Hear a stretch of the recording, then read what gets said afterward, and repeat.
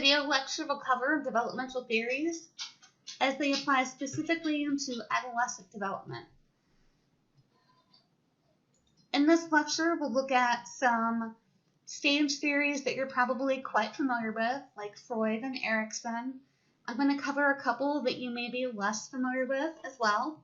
Although I'm going to give a quick overview of each theory and the stages within that theory, I'm going to concentrate on the specific stages that are relevant to adolescent development.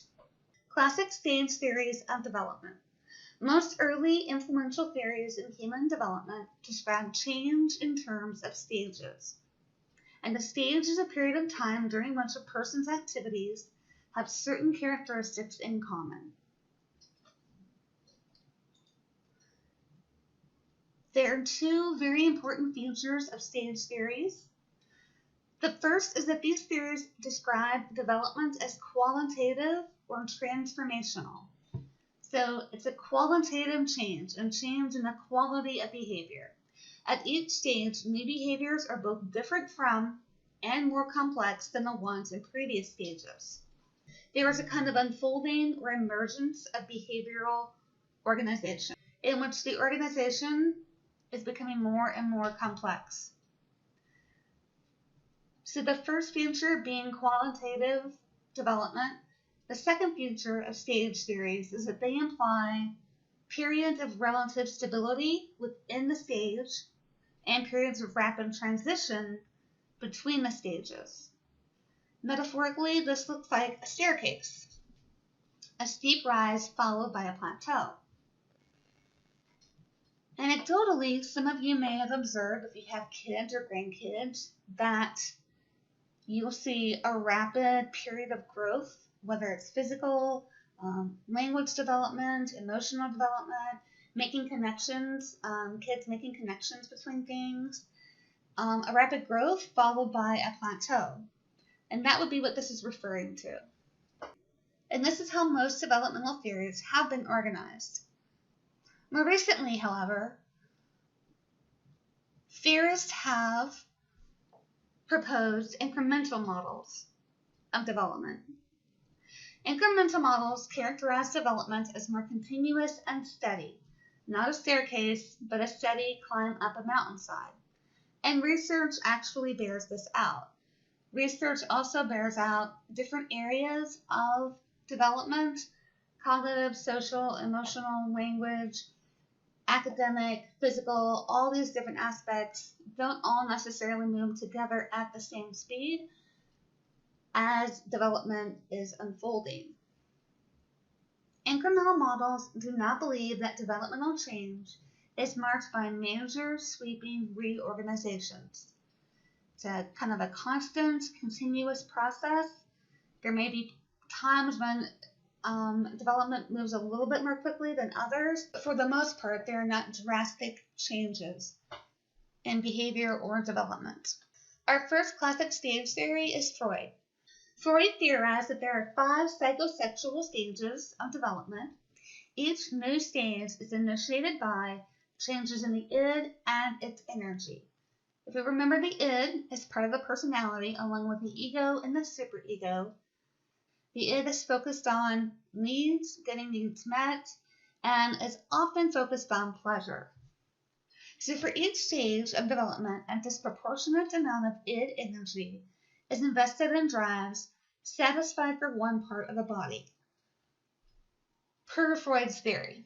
So if we look at our psychosexual stages, we see different areas, different parts of the body through which the id drives are satisfied. At every stage, needs fulfillment is a critical factor. Look at Freud's psychosexual stages of development. The term sexual applies to all biological instincts and drives and their satisfaction.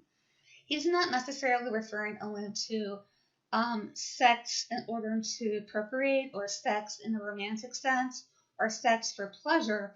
He is referring to sex as any biological drive to stay alive and to pass your genetics on.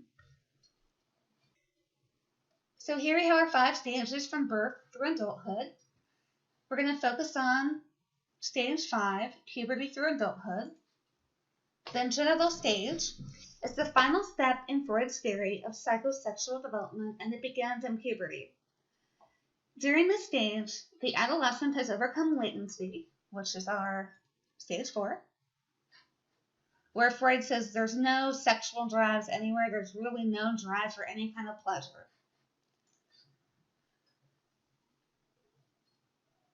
So the adolescent has overcome latency, has made associations with one gender or the other, and now seeks pleasure through sexual contact with others. At puberty, adult sexual needs become the most important motivator for behavior. In Freud's theory, the adolescent has overcome latency and made associations with one gender or the other. According to Freud, this would look like, I'm a female child, I have made associations that I am a girl, I am now a female adolescent. The same for boys. I'm a male child, I know that I'm a boy, I have made an association to be a male adolescent.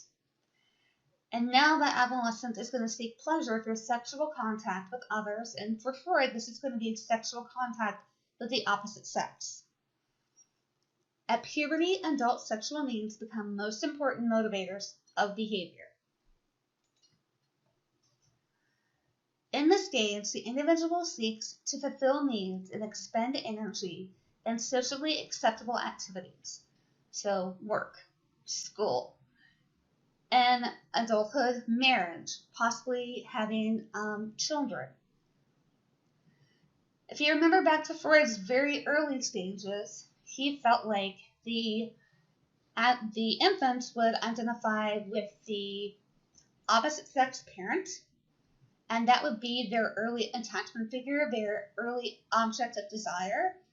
Now, as an adolescent, as an adult, we have decided to have a partner who is our object of desire, who stands in for the opposite sex parent.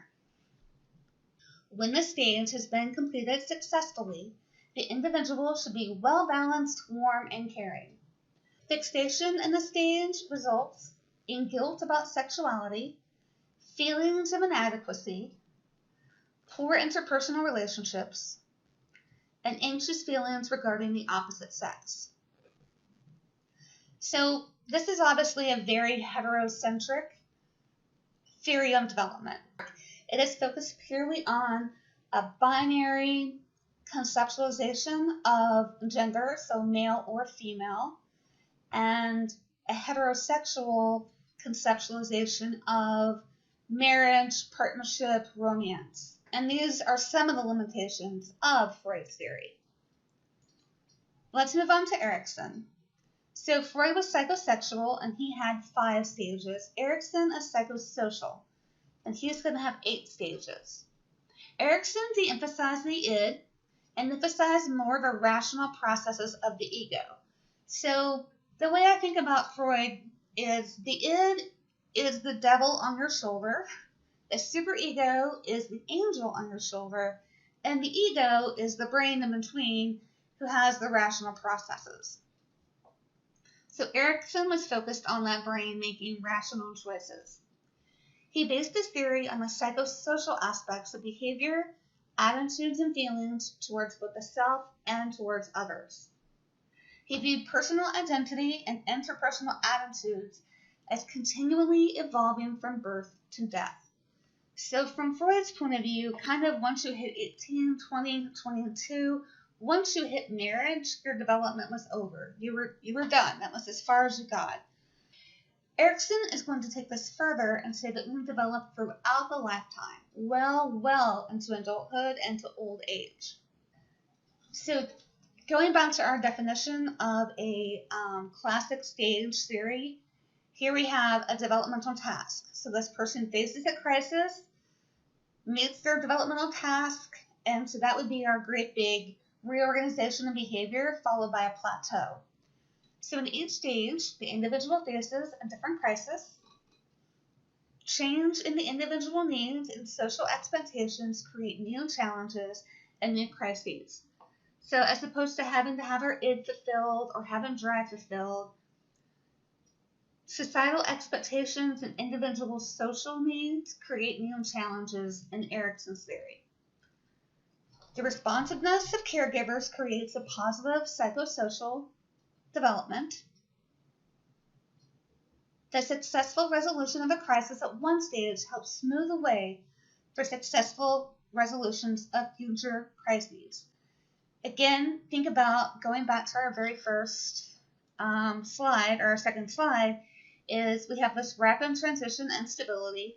That would be our developmental crisis, followed by a plateau, and we have an unfolding emergence of behavioral organization, such that the successful resolution of a crisis at one stage smooths the way for the next stage to occur.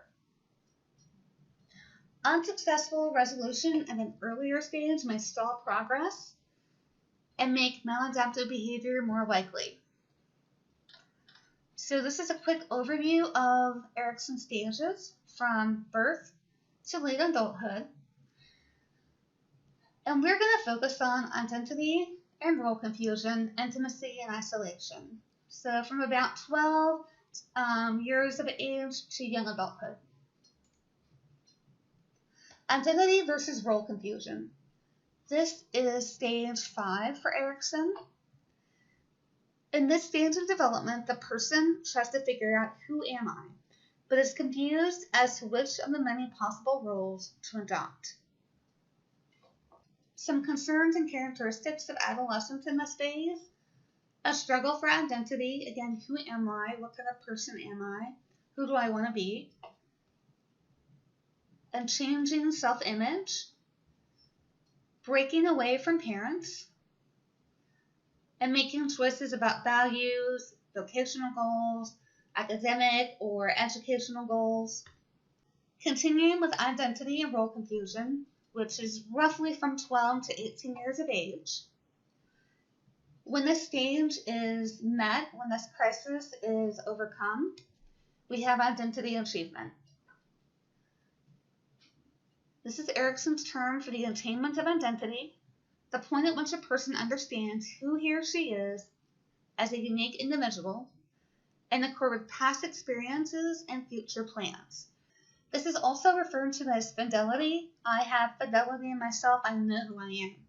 You can see in terms of today's world, this is pretty early to have come to the conclusion of who am I, how I understand myself as a unique individual.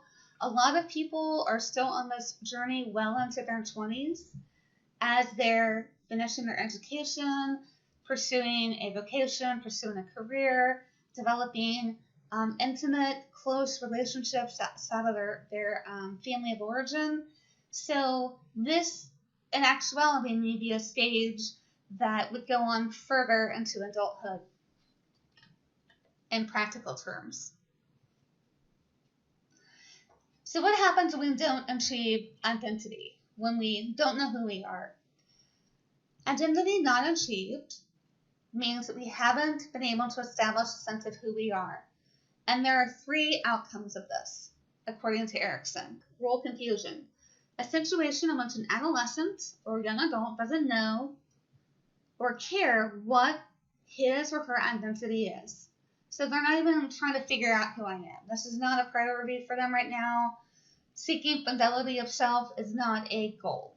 Foreclosure, Erikson's term for premature identity formation, which occurs when an adolescent or a young adult adopts parents' or society's roles and values wholesale, without questioning or analysis. I'll give an example. An adolescent I worked with who was transitioning, I saw him, he wasn't going from high school to college, he was in college. I saw him mid-freshman year of college, and he was having significant anxiety and actually left his state school right after the holidays, the winter holidays, and did not return. He was an extremely smart kid, had always done very, very well in school, and had gotten a full ride to a state college.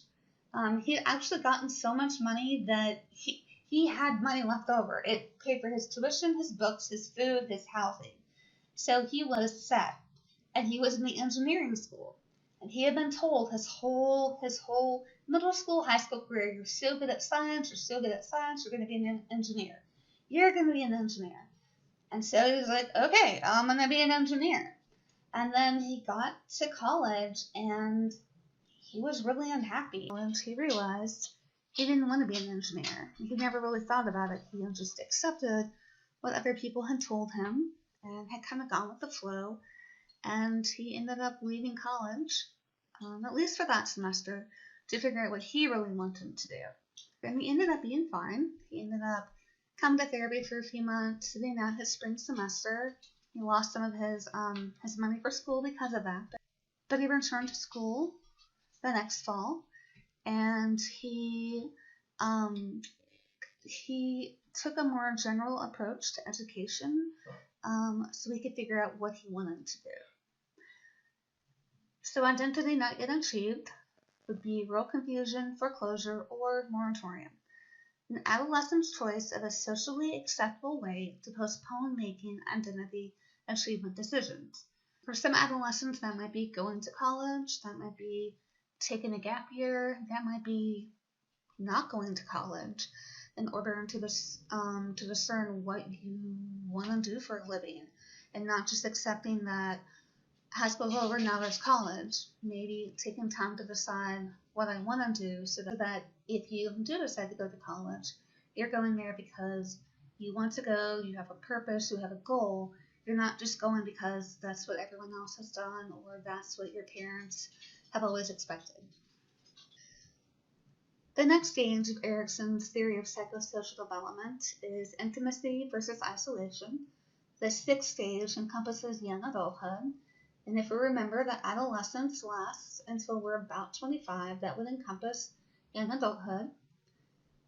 During this stage, the person becomes willing to share and identify with others, and is willing to commit to close relationships with others. Concerns and characteristics of this stage include finding a partner, a romantic partner, focus on education and careers, possibly starting parenthood, and wanting to demonstrate competence at a job.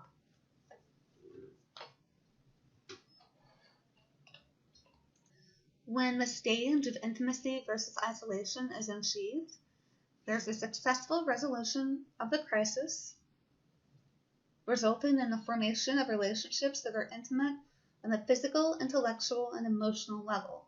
In other words, love is achieved.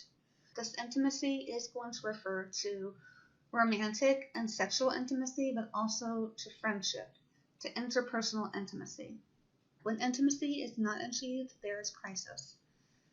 Difficulties during this stage result in feelings of loneliness or even fear of relationships themselves.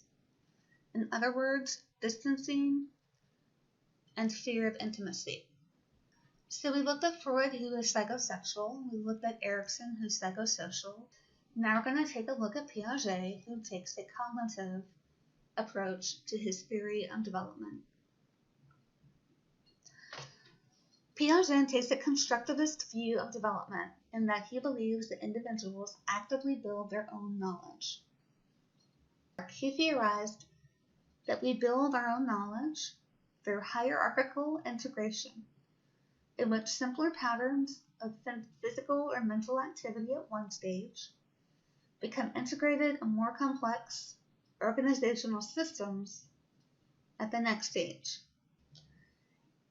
His theory had 4 stages of cognitive development ranging from birth to adulthood, and we're going to focus on formal operational thought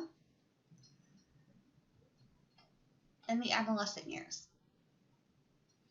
So before we get to the specific stage, let's talk about Piaget as a whole. He theorized that we learn through adaptation. Adaptation is a combination of assimilation and accommodation. So assimilation is fitting new information into existing knowledge. Accommodation is changing existing structures to fit what is new. So imagine you have a pantry at your house with food. You bring food home from the grocery. You've got to fit this new food into this existing structure, this existing pantry. And so you're finding ways to fit it in. At the same time, you're going to accommodate this new food. You're going to change this existing structure, this pantry, move things around to fit what is new. That is adaptation. Individuals interpret new experiences and new information in ways that fit their current ways of understanding. So I take in new information and I fit it into the way I already think of things. At the same time, though, they adjust to their own ways of understanding in the process. So even as I take information in, new information, and put it into my current way of thinking, I'm also making adjustments in the way that I think. And that is adaptation. So formal operational thought occurs from 12 years through adulthood. During this stage, adolescents and young adults develop the ability to think about and solve abstract problems in a logical manner. Their thought is more flexible, rational, and systematic. They can now conceive all the possible ways they can solve a problem and can approach a problem from several points of view. Now, to really understand this stage, we have to go back one to concrete. In concrete, it's A or B. It's black or white. So you have basically an elementary school aged child. There's only one way to do things, one right way. There's a right way and there's a wrong way.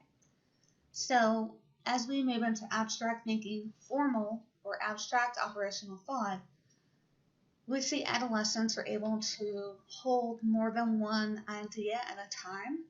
They're able to be flexible and see areas of gray and not just black and white. Logical thinking extends to formal or abstract material, and young adolescents can think logically about hypothetical situations. They can engage in deductive reasoning, and they can develop and use general rules, principles, and theories. So they're able to think in a much more complex way, in a much broader way, and to take big ideas and to consider them. Ideas like love, justice, responsibility, freedom, choice. And that covers Piaget. That formal operational thinking is as far as you get with Piaget. It ends in adulthood, young adulthood. And now we're going to talk about post-formal or fifth stage thinking. And these are theorists who believe that cognitive development continues on in young adulthood. So after adolescence, in young adulthood, around 20 to 25 years of age, some propose that more advanced kinds of thinking emerge. And this is referred to as post-formal or fifth stage thinking, implying an extension of Piaget's developmental theory. Fifth stage thinkers can understand the logic of contradictory perspectives and integrate those perspectives into a larger whole. In other words, although an individual may make a commitment to one belief, she's able to recognize that more than one belief may be valid. So even though I have decided that I'm going to commit to belief A, I can acknowledge that belief B is a valid way of thinking, a valid way of believing. It's not either or. I can acknowledge and hold two very different contradictory ideas or beliefs at the same time and recognize that they're both valid. Fifth stage thinking combines both intuitive and analytical thought, resulting in more balanced thought. So intuitive is going to be more of that gut response, your gut feeling about how things are, a little bit more of an emotional take on things, whereas analytic thought is going to be more rational and logical, and when you combine those, you have a nice balanced way of thinking. Continuing with fixed stage thinking. So young adults or older adolescents in this stage are able to recognize that several truth systems exist, describing the reality of the same event, while also able to recognize the validity of those differing truth systems. So you and I can look at the same event and see two different realities. But if we're fixed stage thinkers, we can acknowledge and recognize that both of our views of reality of the same event are valid. The validity of my belief isn't dependent on the validity or the invalidity of your belief. Fifth stage thinkers abandon the quest for absolute knowledge and are able to reconcile uncertainty, inconsistency, contradiction, perfection, and compromise. Perry has stages of development for cognitive development in young adulthood, and he theorized that there's an intellectual shift from dualism to multiplicity. Dualism is the division of something into two opposed aspects. The world is either good or bad, right or wrong. Dualistic thinkers make meaning by seeking out what they believe to be the authority on the subject and accept that answer as truth. So maybe that's my parent, maybe that's my boss, my professor, a politician, a pastor. That big A authority, they have all the answers and all their answers are right and good. But we begin to transition to the next stage when we find out that those authorities don't have all the answers. Experts can disagree, teachers don't have the answers for everything, kind of remembering when you realized that your parents weren't perfect or your parents didn't know everything.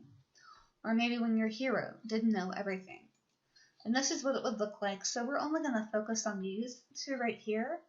This is going to correlate more to young adulthood, and this is older adults, and it's kind of aspirational. There's some people who believe that most of us don't ever get this far into cognitive or intellectual development. So wrapping up Perry, he believes that in young adulthood we transition to multiplicity, honoring diverse views when right answers are not yet known. So first, an acknowledgement that there may not be right answers, and that we may or may not know the answers that are correct. Multiple ideas exist, and all opinions are equally valid. Authority has gone from big A authority to little a authority. So even a peer can become a legitimate source of knowledge. It doesn't have to be an expert, a teacher, a parent, a pastor. It can be a peer. It can be somebody that you see on television and you feel like they're a legitimate source of knowledge. Because you've come to understand that nobody has all the answers. So you can take information from an expert or you can take information from a non-expert. Transition to the next phase of intellectual development, which we're not going to move into, but transition begins when we recognize that opinions need to be supported by facts and evidence in order to be accepted as truth. So again, we're not just going to accept the opinion of an expert or non-expert because we like what they say or we think that they're perfect and they know everything. We're going to want to see facts and evidence in order to accept their opinion as truth. We're going to wrap up our developmental theory discussion, focusing on Kohlberg. Kohlberg's theory of moral development. He identified 3 distinct levels of moral reasoning: pre-conventional, conventional, and post-conventional. And each of these levels has 2 substages.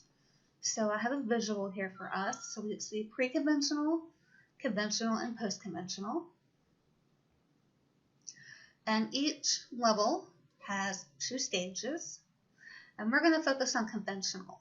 And this is where adolescents and adults will fall. So adolescents here mostly, young adults here, if they get that far in their moral development. So Kohlberg theorized that people can only pass through these levels in the order listed.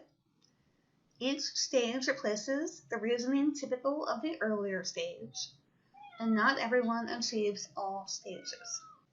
So on the conventional level, where adolescents and most adults fall, stages 3 and 4,